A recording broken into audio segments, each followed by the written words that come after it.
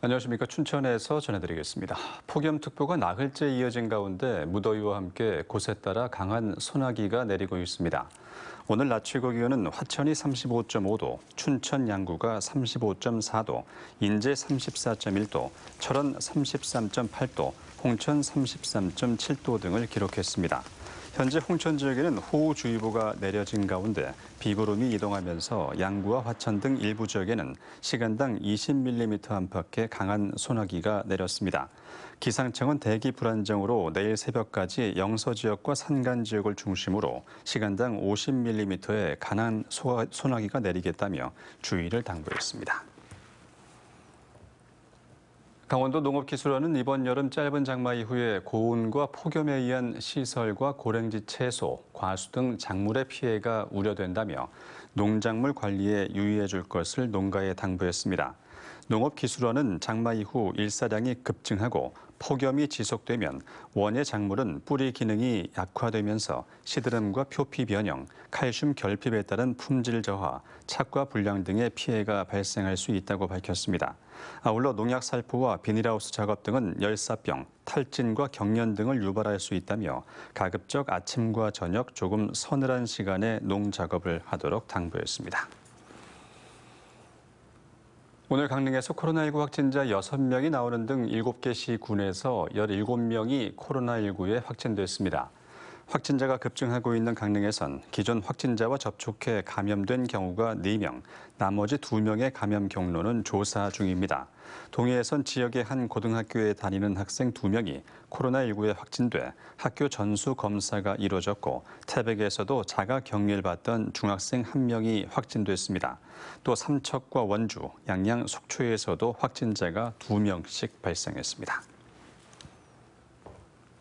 전국적으로 확진자가 연일 최다 규모를 경신하면서 강원도 전역에 오늘부터 사회적 거리두기 2단계가 적용됐습니다. 2단계 조정에 따라 사적 모임은 8명까지만 가능합니다.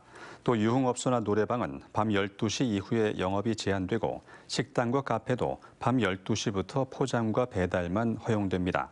다만 강릉의 경우 최근 확진자가 크게 늘고 피서가 본격적으로 시작되면서 오는 17일부터 거리두기가 3단계로 격상됩니다. 춘천시가 이달 말까지 백신 접종 여부와 상관없이 마스크 착용이 의무화된다고 밝혔습니다.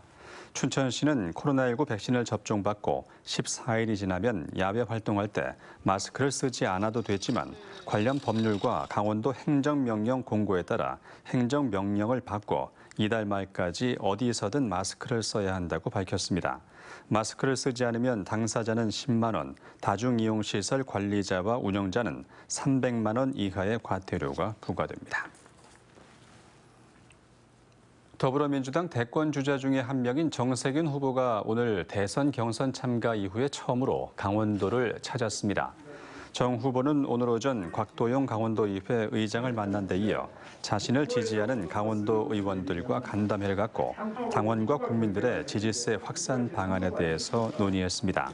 이어 최문순 도지사와 오찬을 갖고 자신에 대한 지지를 호소했습니다.